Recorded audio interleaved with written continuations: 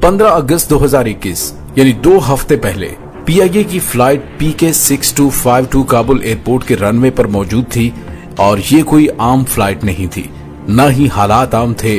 तैयारे को एयरपोर्ट पर खड़े 8 घंटे हो चुके थे और शहर में एक जंग का माहौल पैदा हो चुका था। अशरफ गनी की हुकूमत खत्म हो चुकी थी और इक़्तिदार तालिबान ने संभाल लिया था। पाकिस्तान इंटरनेशनल एयरलाइन के इस जहाज में 170 मुसाफिर सवार थे, जिनकी आखिरी उम्मीद खुदा के बाद पीआईए के कैप्टन मकसूद बजरानी और उनका अमला था। एक वक्त आया कि अमरीकी तैयारों ने वहां बमबारी शुरू कर दी।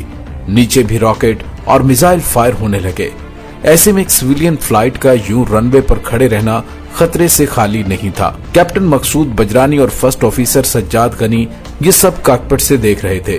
उस वक्त मकसूद बजरानी ये सोच रहे थे कि इतने मुसाफिरों की जिम्मेदारी मुझ पर आयद होती है। इस सूरत हाल में क्या किया जाए।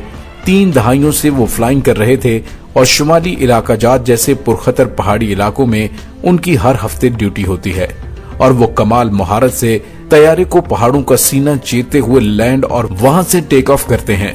मगर यहाँ मसला प्रोफेशनल महारत का नहीं था। यहाँ तो मिसाइल और रॉकेट चल रहे थे। कभी अपने खानदान का चेहरा उनकी आंखों के सामने आता तो कभी वो मुसाफिरों के चेहरों पर नजरें डालते। उन्होंने कंट्रोल टावर से राब्ता करने की भी कोशिश की, लेकिन कंट्रोल टावर का अमला गायब हो चुका था। अब जो करना था उन्हें खुद ही करना था और वो वक्त तेजी से फिसलता जा रहा था। नाज़रीन, जो भी फैसला लेना था अगले चंद लम्हों में लेना था।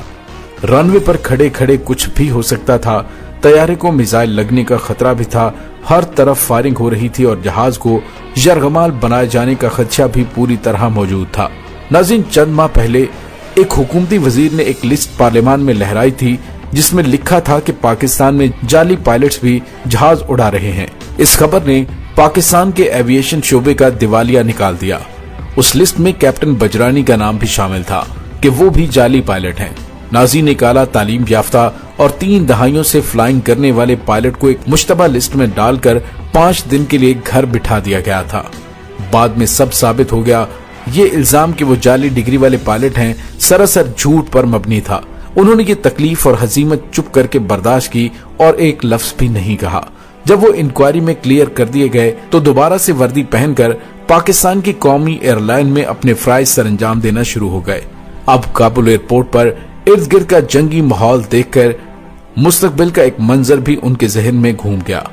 उस वक्त उनके जहन में ये बात भी आई कि अगर जहाज या मुसाफिरों को कुछ हुआ तो सब इल्जाम उन पर आएगा और फिर सब उनको जाली डिग्री वाला पायलट कहना शुरू कर देंगे और ये भी ऐन मुमकिन था कि वो अपने दिफा के लिए मौजूद ही ना हों। नाज़रीन, मुसाफिरों की जान सबसे ज्यादा मुकद्दम होती है। एविएशन के असबाक उनके जहन में फिल्म की तरह चल रहे थे।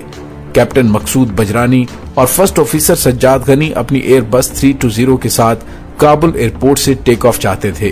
वो मजीद इंतजार करके मुसाफिरों की जिंदगियों को खतरे में नहीं डाल सकते थे। कंट्रोल टावर का अमला फरार हो चुका था और अब मोबाइल कंट्रोल टावर ही काम कर रहा था। मकसूद बजरानी ने फैसला किया कि जहाज को टेक ऑफ किया जाए। नाज़रीन, उस वक्त अमरीकी जंगी जहाजों के अलावा कतर की एयरलाइन और भारतीय एयरलाइन का एक मुसाफिर तैयारा भी काबुल एयरपोर्ट पर मौजूद था, मगर सिर्फ मिलिट्री के तैयारे ही टेक ऑफ और लैंड कर रहे थे। जैसे ही मिलिट्री के एक तैयारे ने रनवे पर दौड़ना शुरू किया तो मुनासिब फासले के साथ कैप्टन बजरानी भी अपना तैयारा रनवे पर ले आए और मिसाइलों और रॉकेटों की फायरिंग के बावजूद कमाल महारत के साथ उड़ान भर ली। PK-6252 इस लिहाज से एक मुनफरिद परवाज थी कि जिस वक्त इस जहाज ने काबुल में लैंड किया था तो उस वक्त अशरफ गनी की हुकूमत थी और जिस वक्त तैयारे ने टेक ऑफ किया अशरफ गनी मुल्क से फरार हो चुका था और अफगान तालिबान अफगानिस्तान पर बरसरे इक्तदार आ चुके थे। मकसूद बजरानी ने बताया कि मैंने बहुत बार उड़ान की इजाजत ली लेकिन जवाब नहीं मिला और फिर जब ये इत्तला मिली कि कंट्रोल टावर पर भी हमला हो गया है तो तब हमने फैसला किया कि हमें जवाब नहीं मिल रहा तो अब हम खुद फैसला लेंगे।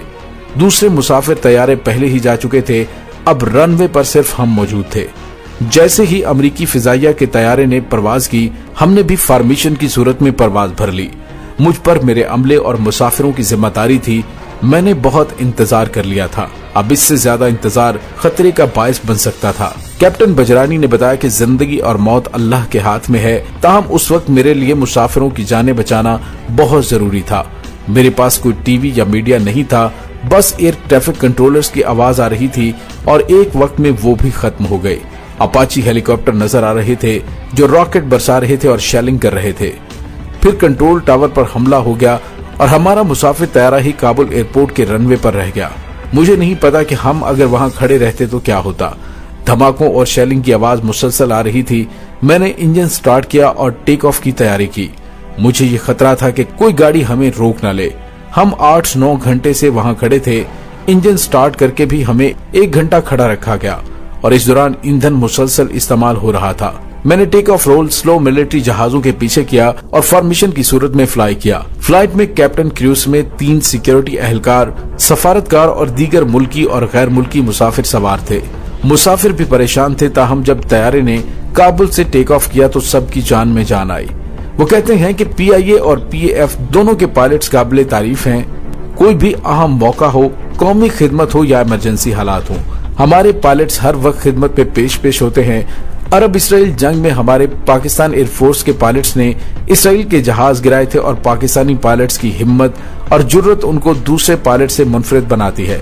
कश्मीर से ताल्लुक रखने वाले पाकिस्तान इंटरनेशनल एयरलाइन के पायलट मकसूद बजरानी ने वतन में लैंड किया तो वो कौमी हीरो बन चुके थे। फ्लाइट PK 6252 के तमाम 170 मुसाफिरों के साथ बाहिफाजत लैंड किया। नाज़रीन, अगरचे पाकिस्तान में एविएशन के मामलात आइडियल नहीं हैं, लेकिन हमारे पायलट्स बहुत ज्यादा मेहनती और काबिल हैं।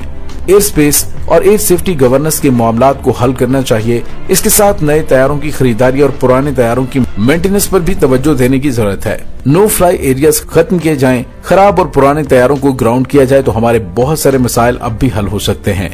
नाज़रीन, मकसूद बजरानी पाकिस्तान के कौमी पायलट को कौमी हीरो करार देते हुए पाकिस्तान इंटरनेशनल एयरलाइन की जानिब से उन्हें कौमी एजाज से नवाजा गया। नाज़रीन, यहाँ पे आपको ये बताते चले कि काबुल एयरपोर्ट पर तैयारा तकरीबन 1 घंटे तक परवाज करने की इजाजत के लिए खड़ा रहा और फ्यूल काफी ज्यादा कंज्यूम हो चुका था। लेकिन फ्लाइट के फर्स्ट ऑफिसर सज्जाद गनी ने अपने तौर पर इस्लामाबाद से परवाज के वक्त 500 लीटर इजाफी ईंधन ले जाने का फैसला आखिरी वक्त में किया था। जब उनसे पूछा गया कि ये फैसला क्यों किया तो उनका कहना था कि मेरे जहन में वैसे ही ख्याल आया कि हमें इसकी जरूरत पड़ सकती है क्योंकि हालात गैर यकीनी तो थे ही। नाज़रीन, यहाँ पे आपको ये बताते चले कि हामिद करजई इंटरनेशनल एयरपोर्ट का अप्रोच कंट्रोल गुज़िश्ता 2 दहाइयों से कतर के दारुल हुकूमत दोहा से कंट्रोल किया जाता है, जो अफगानिस्तान की एयर स्पेस को वर्चुअली वहाँ से रडार और दूसरे आलात की मदद से मैनेज करते हैं। ये कंट्रोल अमरीकी फिजाइया के ज़ेरे इंतजाम रहा है। इसकी मदद हवाई अड्डे का टावर कंट्रोल करता है, जो हवाई अड्डे और उसके आसपास की फिजा और आलात की निगरानी करता है और हवाई अड्डे को मैनेज करता है। परवाजों को उतरने और परवाज करने की इजाजत देता है। ग्राउंड कंट्रोल, रनवे, टारमेक और इस पर मौजूद तमाम सरगर्मियों की निगरानी करता है। कौन से एयर ब्रिज पर कौन सा तैयारा होगा, कौन सा तैयारा कहाँ पार्क होगा, कौन सी गाड़ी कहाँ से चलेगी और कहाँ रुकेगी, ये सब उसके कंट्रोल में होता है। और तैयारा जब तक रनवे पर नहीं आता वो इससे राब्ते में रहता है। दोनों पायलट से बात करके इस बात का इदराक होता है कि काबुल के हवाई अड्डे पर इस दौरान मवासलात का मुकम्मल ब्रेकडाउन हो चुका था। उनके मुताबिक ग्राउंड कंट्रोल बार बार ये कह रहा था कि काबुल पर हमला हो गया है और वो सिर्फ अस्करी तैयारों को उतरने और उड़ने की इजाजत दे रहे हैं। PIA के पायलट्स ने इस दौरान बार बार टावर से पूछा कि वो टेक ऑफ कर सकते हैं, लेकिन टावर ने उन्हें मुकम्मल तौर पर नजरअंदाज किया। चंद बार सिर्फ ये जवाब मिला कि वो मिलिट्री तैयारों के साथ मसरूफ हैं, इसलिए कोई जवाब नहीं है। कप्तान बजरानी ने बताया कि इस दौरान तवील दुरानिया के ब्लैकआउट थे, कोई जवाब नहीं था और कंट्रोल टावर से और कुछ समझ नहीं आ रही थी कि क्या हो रहा है, क्योंकि तैयारा हवाई अड्डे पर एक जजीरे की तरह होता है जिसकी मदद ग्राउंड कंट्रोल और टावर कंट्रोल करते हैं। 2.5 घंटे की बजाय 6 घंटे बाद PIA के 777 को एयर ट्रैफिक कंट्रोलर ने परवाज की इजाजत दी, जो तकरीबन 1 घंटे तक रनवे के करीब इंतजार करता रहा। इसके बाद कतर एयरवेज के तैयारे को निकलने की इजाजत मिली और वो परवाज करके चला गया। अब बारी थी एयर इंडिया के तैयारे की, जिसे पुश बैक के लिए कहा गया और तैयारा आहिस्ता आहिस्ता रनवे की जानिब चला गया, मगर रनवे के किनारे आधे घंटे तक खड़ा रहने के बाद उसने परवाज की। कैप्टन बजरानी और सज्जाद गनी ने बताया कि इस दौरान हमने बार बार कंट्रोल टावर और ग्राउंड कंट्रोल से पूछा कि पुश बैक की इजाजत दें। फर्स्ट ऑफिसर सज्जाद के मुताबिक चौथी या 5वीं बार इजाजत मिली कि उन्हें होल्डिंग पॉइंट पर जाने दिया जाए, मगर उनके मुताबिक परवाज की इजाजत नहीं मिली और जवाब मिला कि टावर पर हमला हो रहा है पहले टावर कहता था कि आसपास हमले हो रहे हैं, मगर अब उसने कहा कि टावर पर हमला हो रहा है। होल्डिंग पॉइंट रनवे के किनारे पर वो जगह होती है जहां से मुड़कर तैयारा रनवे पे आता है और फिर रनवे पे दौड़ता है। तैयारा कंट्रोल टावर की इजाजत के बगैर रनवे पर नहीं आ सकता। इसी असना में पायलट्स ने आपस में गुफ्तगू की और अपने पास दस्तयाब ऑप्शंस पर बात की और फर्स्ट ऑफिसर सज्जाद गनी ने बताया कि इस मौके पर मैंने कहा कि अब वापस टारमेक पर नहीं जाया जा सकता क्योंकि वहां अब कुछ नहीं मिलेगा। दोनों पायलट्स ने यह भी बताया कि उनके जहन में यह भी ख्याल आया कि वो मुसाफिर जो उनके साथ है उन्हें अब वापस टारमेक पर ले जाना दुरुस्त नहीं होगा, इसलिए उन्होंने होल्डिंग पोजीशन पर जमे रहने का फैसला किया। पीआईए के सरबराह एयर मार्शल अरशद मलिक ने बताया कि जब मैंने टीवी स्क्रीन पर धुआं देखा तो मुझे परेशानी हुई और मैंने अगले राब्ते पर कप्तान को बताया कि हम उनके हर फैसले के पीछे हैं, उनकी मुकम्मल मदद करेंगे। मैंने दूसरे स्टेक होल्डर से भी बात की जिसमें पाकिस्तानी सफारत खाना और दफ्तर खारजा शामिल है। हमने किसी भी सूरत हाल से निमटने की तैयारी कर ली थी, मगर हमें तसल्ली दी गई कि हालात कंट्रोल में है। कैप्टन मकसूद बजरानी ने बताया कि होल्डिंग पोजीशन पर खड़े हुए मुझे सिर्फ ये खदशा था कि चूंकि हमें इजाजत नहीं मिल रही, कहीं हमारा रनवे पर रास्ता न रोक ले। अगर उन्हें लगे कि हम उनकी इजाजत के बगैर प्रवास कर रहे हैं, क्योंकि हमने ये फैसला कर लिया था कि जो भी हो अब हम प्रवास करके ही रहेंगे। इसी दौरान टावर और ट्रैफिक एयर कंट्रोल गायब हो गया और हमें ये तसल्ली हुई कि अब वो ग्राउंड पर राबिता नहीं कर सकता, अब हम निकल सकते हैं। तो मैंने अपने फर्स्ट ऑफिसर सज्जाद गनी से कहा कि हम फॉर्मेशन प्रवास करेंगे।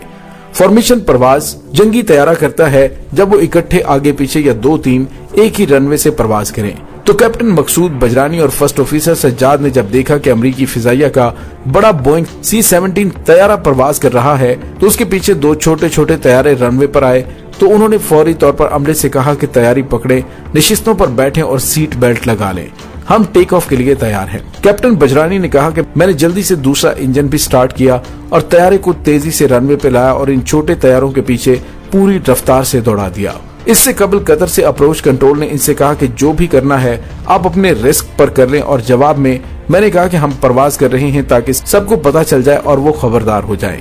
इसी दौरान फर्स्ट ऑफिसर कप्तान को ये भी बताया गया कि इजाफी ईंधन के बावजूद ईंधन कम हो रहा है क्योंकि घंटे तक तैयारा एक इंजन और APU यानी जनरेटर पर चलता रहा है जिसमें बहुत सा ईंधन इस्तेमाल हुआ है। इसके जवाब में कैप्टन मकसूद बजरानी ने कहा कि अगर जरूरत पड़ी तो हम ईंधन की इमरजेंसी का ऐलान करके पेशावर उतर सकते हैं, मगर 45 मिनट की प्रवास के लिए उनके पास मंजिल पर पहुंचने पर भी काफी ईंधन बच गया था।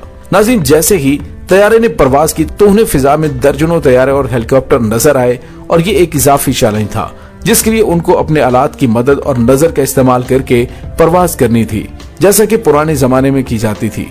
मगर मौसम का साफ होना मददगार रहा और यूं ये ड्रामाई प्रवास इस्लामाबाद वापस पहुंची। नाज़रीन, हम खराज तहसीन पेश करते हैं कैप्टन बजरानी और फर्स्ट ऑफिसर सज्जाद गनी को जो मुश्किल तरीन हालात में 170 मुसाफिरों की जान बचाकर उन्हें बाहिफाजत पाकिस्तान लाए। उन्हें कौमी एजाज से भी नवाजा गया है। बेशक ये पायलट्स हमारे वतन का फख्र हैं। नाज़रीन, कैसी लगी आपको हमारी आज की वीडियो? कमेंट सेक्शन में इन हीरोज के लिए अपने चंद अल्फाज जरूर लिखिएगा और वीडियो पसंद आए इसको लाइक और शेयर जरूर कीजिएगा और हमारे चैनल को सब्सक्राइब जरूर कर लीजिएगा और साथ ही बेल आइकन को दबा दें ताकि हमारी आने वाली वीडियो सबसे पहले आप तक पहुंच सके। डॉक्टर अली को इजाजत दीजिए। पाक फौज जिंदाबाद, पाकिस्तान पाइंदाबाद, पाकिस्तान के गुमनाम हीरोज को सलाम, अल्लाह वारिस।